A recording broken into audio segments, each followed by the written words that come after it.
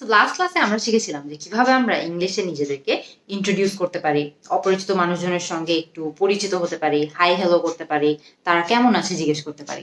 আপনারা অনেকেই আমাকে বলেছিলেন যে এর পরে কিভাবে কনভারসেশন আগানো যায় সেটা নিয়ে আপনারা অনেক কনফিউজ থাকেন, যে আচ্ছা হাই হ্যালো তো করলাম, তারা কেমন আছে সেগুলো তো জিজ্ঞেস করলাম, কিন্তু এর পরেও কিভাবে আমরা এই কথাবার্তাকে আরেকটু আগাতে পারি। আজকের ভিডিওটা আপনাদের সবার জন্য, যাদের এই বিষয়টা নিয়ে কনফিউশন ছিল যে এর পরে কিভাবে কথাবার্তা আগানো যায়। তো আজকের এই ক্লাসটাতে আমরা শিখবো কিভাবে হাই হ্যালো করার পর, হালচাল জিজ্ঞেস করার পর বা গ্রিট করার পরও কনভারসেশন অনেক দূরই আগানো সম্ভব। তো আমরা ধরে নিই আমরা আজকেও একজন ব্যক্তির সঙ্গে কথা বলছি যার নাম হচ্ছে আরমান। সো খেয়াল করে দেখবেন, আরমান হয়তো আপনাকে জিজ্ঞেস করতে পারে, hey what do you do. What do you do এর মানে হলো আপনি কি করেন। এখানে একটা ছোট গ্রামার হ্যাক আছে। গ্রামার হ্যাকটা কি, যে আপনি এখানে খেয়াল করে দেখবেন হোয়াট ডু ইউ ডু, এখানে ইউ এর আগে একটা ডু আছে এবং ইউ এর পরে একটা ডু আছে। ইউ এর আগে যেই ডুটা আছে সেটা হচ্ছে আপনার হেল্পিং ভার্ব। হেল্পিং ভার্বটা আপনার এই সাবজেক্টটাকে সাহায্য করছে, এই কারণে আমরা এটাকে হেল্পিং ভার্ব বলছি। আর আপনার সাবজেক্টের পরে ইউ আপনার সাবজেক্ট, সো সাবজেক্টের পরে যেই ডুটা আছে সেই ডুটা হচ্ছে আপনার মেইন ভার্ব। সো সে জানতে চাচ্ছে মূলত যে আপনি কি করেন। আপনি যদি একজন টিচার হয়ে থাকেন আপনি হয়তো বলবেন আই এম আ টিচার। আপনি যদি একজন ডাক্তার হয়ে থাকেন আপনি বলবেন আই এম আ ডক্টর। আপনি যদি বিজনেস করেন তাহলে আপনি বলবেন আই এম আ বিজনেসম্যান অথবা I am a business woman. So খেয়াল করে দেখবেন, hey what do you do এর জবাবে আপনার কিন্তু বলতে হবে যে আপনি কি ধরনের কাজ করেন বা আপনি কি করেন। সো আপনি যেটা করেন সেটা সম্পর্কে বললেই কিন্তু এটার জবাবটা রেডি হয়ে যাচ্ছে। এখানে আপনি একজন স্টুডেন্ট হয়ে থাকলে আপনি হয়তো বা বলতে পারতেন আই স্টাডি ইন ক্লাস 10। খেয়াল করে দেখেন, এখানে কিন্তু একটা খুবই কমন ভুল আপনারা অনেকজন করেন। সেই ভুলটা কি, আপনারা বলেন অনেক ক্ষেত্রে I am study in class 10। I am study in class 10 এটা কিন্তু ভুল। কেন? ছোট থেকেই আমরা শিখে এসেছি যে আই এর সঙ্গে সবসময় অ্যাম বসাতে হয়, কিন্তু কাহিনী হলো যে কোথায় আই এর সঙ্গে অ্যাম বসে বা কোন কোন সিচুয়েশন অ্যাকচুয়ালি আই এর সঙ্গে অ্যাম বসে সেটাও কিন্তু অনেক ইম্পর্টেন্ট মনে রাখা। সো আই এর সঙ্গে অ্যাম শুধু দুইটা সিচুয়েশনে পড়ে। কিভাবে, কোন কোন সিচুয়েশনে?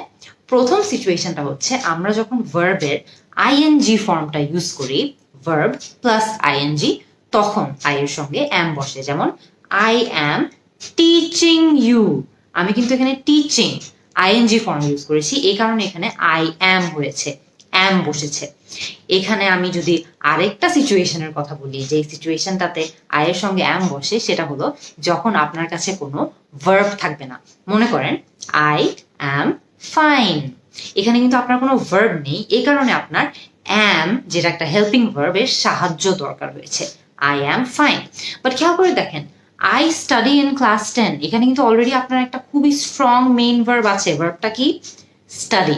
স্টাডির কিন্তু আর কোনো হেল্পিং ভার্বের দরকার নেই, এই কারণেই আমরা এখানে I am study in class 10 কিন্তু বলবো না। এখানে আই স্টাডি ইন ক্লাস 10 হবে এবং এটাই যথেষ্ট, আর কোনো হেল্পিং ভার্বের কিন্তু এখানে দরকার নেই। সো নেক্সট আমরা কথাবার্তা আরো কিভাবে আগাতে পারি। হয়তোবা আমরা আজকে ধরে নিই যে আরমান যার সঙ্গে কথা বলছে তার নাম হচ্ছে বেলাল। হয়তোবা আরমান এখন জানতে চাবে বেলালের থেকে যে বেলাল কোথায় থাকে। সে কি জিজ্ঞেস করতে পারে? সে হয়তোবা জিজ্ঞেস করতে পারে where do you live. Where do you live এর মানে হলো তুমি কোথায় থাকো বা আপনি কোথায় থাকেন। খেয়াল করে দেখবেন, এটার জবাব কি I am live in Dhaka হবে নাকি আই লিভ ইন ঢাকা হবে? এটা আমার আপনাদের কাছে প্রশ্ন। একটা জিনিস খেয়াল করে দেখেন, আপনি মনে করেন বলতে চাচ্ছেন যে আপনি ঢাকায় ধানমন্ডিতে থাকেন। আপনি কিভাবে বলতে পারেন? I live at Dhanmondi in Dhaka. খেয়াল করে দেখবেন, আমি ধানমন্ডির আগে অ্যাট বলেছি এবং ঢাকার আগে ইন বলেছি। আপনারা আমাকে বলেন তো আমরা কোন কোন জায়গার আগে অ্যাট বসাই এবং কোন জায়গাগুলোর আগে ইন বসাই? এটা মনে রাখার খুবই সহজ একটা কৌশল হলো যে আপনার যখন বাক্যে দুটো জায়গার কথা আপনি মেনশন করছেন বা উল্লেখ করছেন, তখন কিন্তু যেই জায়গাটা সাইজে বড়, যেমন এই বাক্যে ঢাকা কিন্তু ধানমন্ডির থেকে সাইজে বড়, এই ক্ষেত্রে আমরা ঢাকার আগে ইন বসিয়েছি। বড় এলাকার আগে সবসময় ইন বসাই এবং ছোট এলাকার আগে, যেটা হচ্ছে ধানমন্ডি, এর আগে আমরা অ্যাট বসাই।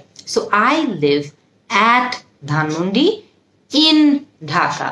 ছোট এলাকার আগে আমরা অ্যাট বসিয়েছি এবং বড় এলাকার আগে, যেটা হলো ঢাকা, তার আগে আমরা ইন বসিয়েছি। সো নেক্সট টাইম যখন আপনাদের এই অ্যাট ইন কোন জায়গার আগে অ্যাট বসবে, কোন জায়গার আগে ইন বসবে, এটা নিয়ে কোনো কনফিউশন হবে, তখন এই কৌশলটার কথা ডেফিনেটলি মনে রাখবেন। সো আরমান কিন্তু এরই মধ্যে জেনে গিয়েছে যে বেলাল কি করেন, বেলাল কোথায় থাকেন, কিন্তু কনভারসেশনটা কি আরমান এখানেই শেষ করে দিবে?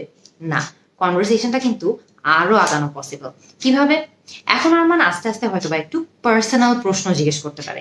সে হয়তোবা শুরু করতে পারে এটা জিজ্ঞেস করে যে বেলাল ভাইয়ের শখ কি বা শখের কাজ কি। সে কিভাবে সেটা জিজ্ঞেস করতে পারে? সে হয়তোবা জিজ্ঞেস করতে পারে what are your hobbies. Hobbies মানে কি? হবিজ মানে হলো শখ, মানে আপনি ফ্রি টাইমে কি করেন। ফ্রি টাইমকে যদি আপনি আরেকটু সুন্দরভাবে বলতে চান, আপনি কিন্তু ইজিলি চাইলে এটাও বলতে পারেন spare time. What do you like to do in your spare time. আর একটু সুন্দর করে যদি আপনি বলতে চান, আপনি কিন্তু এটাও বলতে পারেন what do you like to do in your leisure time.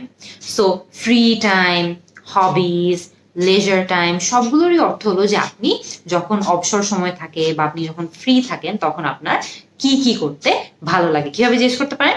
What are your hobbies, অথবা what do you like to do in your spare time, অথবা what do you like to do in your leisure time. তো বেলাল এখন কি বলবে? বেলাল হয়তো বা বলতে পারে I love to play cricket, যে আমার ক্রিকেট খেলতে অনেক ভালো লাগে। সে আরেকটু সিম্পলি যদি জিনিসটা বলতে চায়, সে কি বলতে পারে? সে হয়তো বা বলতে পারে আই লাভ প্লেয়িং ক্রিকেট, অথবা আরো সিম্পল যদি রাখতে চায় সে বলতে পারে আই লাভ ক্রিকেট। হয়তোবা বেলাল ক্রিকেট নিয়ে বলতে চায় না, হয়তোবা বেলাল বলতে চায় যে তার মুভিজ দেখতে অনেক ভালো লাগে। সে কি বলবে? I love to watch movies. খেয়াল করে দেখবেন এখানে কিন্তু I love to see movies বলবেন না। যখন আপনারা টিভিতে কিছু দেখার সম্পর্কে কথা বলছেন বা এই যে ধরেন মুভি দেখা নিয়ে কথা বলছেন, তখন কিন্তু সাধারণত আমরা ওয়াচ ইউজ করি, সি না। এখন খেয়াল করে দেখেন, বেলালও কিন্তু চাইলে আরমানকে প্রশ্ন করতে পারে যে সে তার স্পেয়ার টাইমে কি করতে পছন্দ করে। সে হয়তো বা জিজ্ঞেস করতে পারে what do you like to do in your spare time, মানে তুমি ভাই এবার আমি তো এতক্ষণ কথা বললাম, এবার তুমি আমাকে বলো যে তুমি স্পেয়ার টাইমে কি করতে পছন্দ করো। এখন যদি আপনাকে কেউ এটা জিজ্ঞেস করে যে what do you like to do in your spare time, আপনি কিন্তু জানেন যে এটার জবাব কিভাবে দিতে হবে, তাই না? মনে করেন আরমান আর বেলাল একসঙ্গে ইংলিশ স্পিকিং প্র্যাকটিস করতে চায়। খুবই ভালো আইডিয়া, তাই না? ইংলিশ স্পিকিং একসঙ্গে প্র্যাকটিস করা। তারা কিভাবে এটা নিয়ে কথা বলতে পারে? হয়তোবা আরমান হয়তো বলতে পারে can we practice English speaking together. Can we practice English speaking together এর মানে হলো আমরা কি একসঙ্গে ইংলিশ স্পিকিং প্র্যাকটিস করতে পারি? সো তখন বেলালের হয়তো বা আইডিয়াটা অনেক ভালো লাগবে। সে কি বলতে পারে?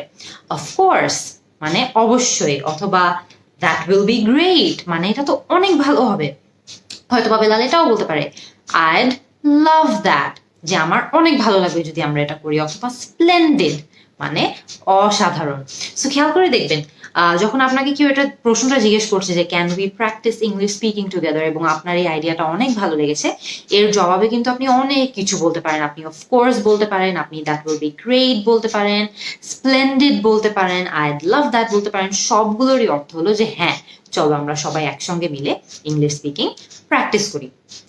এরপরেও কিন্তু কনভারসেশন আগানো সম্ভব। কিভাবে? আরমান হয়তো বা আপনাকে এটা জিজ্ঞেস করতে পারে, বা আরমান হয়তো বা বেলালকে জিজ্ঞেস করতে পারে do you have any friends who speak English, যে আপনার কি কোনো বন্ধু আছে যারা ইংরেজিতে কথা বলতে পারে? হয়তো বা আপনি জবাব দিলেন ইয়েস আই ডু, মানে হ্যাঁ আমার এরকম অনেক বন্ধু আছে যারা ইংরেজিতে কথা বলতে পারে। এরপরে মনে করেন যে আপনি বলতে চাচ্ছেন যে তাদের সাথে আমরা একটা গ্রুপ চ্যাট খুলে ফেলি না, বা তাদের সঙ্গে আমরা একটা গ্রুপ খুলে সবাই মিলে ইংলিশ প্র্যাকটিস করি না। কিভাবে আপনি এটা বলতে পারেন? Can we open a group with these friends to practice speaking English together, যে আমরা সবাই মিলে কি একটা গ্রুপ খুলে একসঙ্গে ইংলিশ স্পিকিং প্র্যাকটিস করতে পারি? এটা যদি আপনার আইডিয়াটা যদি আপনার অনেক ভালো লেগে থাকে, আপনি কি বলতে পারেন? That is a fantastic idea, যে এটা অনেক ভালো একটা আইডিয়া, বা দ্যাট ইজ আ সুপারব আইডিয়া। দুটোরই অর্থ হলো যে আইডিয়াটা অনেক ভালো বা আইডিয়াটা অসাধারণ, এবং এটা আপনি অনেক এনার্জি নিয়ে বলবেন, কারণ আপনি কিন্তু অ্যাকচুয়ালি চান যে সবাই মিলে আমরা যাতে ইংলিশ স্পিকিং প্র্যাকটিস করতে পারি। সো আজকের এই ভিডিওতে কিন্তু আমরা দেখে নিলাম যে কিভাবে গ্রিট করার পরে, হাই হ্যালো করার পরেও অনেক দূর কিন্তু কনভারসেশন আগানো সম্ভব। কিভাবে আপনি হয়তো বা তার পছন্দের কাজ নিয়ে জানতে যেতে পারেন, তার হবিজ নিয়ে জানতে যেতে পারেন, সে কোথায় থাকে নিয়ে জানতে যেতে পারেন, অনেক কিছুই কিন্তু জানতে যেতে পারেন আপনি, এবং কনভারসেশনটাকে আরো আগাতে পারেন। আমাকে কমেন্ট সেকশনে আপনারা বলে দেন যে এরকম যখন নতুন কোনো বন্ধু বানাবেন আপনারা, বা নতুন কারোর সঙ্গে আপনাদের পরিচয় হবে, কিভাবে আপনারা এই বাক্যগুলো ব্যবহার করে কনভারসেশন বা আপনাদের কথাবার্তাটা আরো অনেক বেশি আগাবেন। আমি কিন্তু আপনাদের সবার অ্যান্সারের অপেক্ষায় থাকবো। See you in the next class.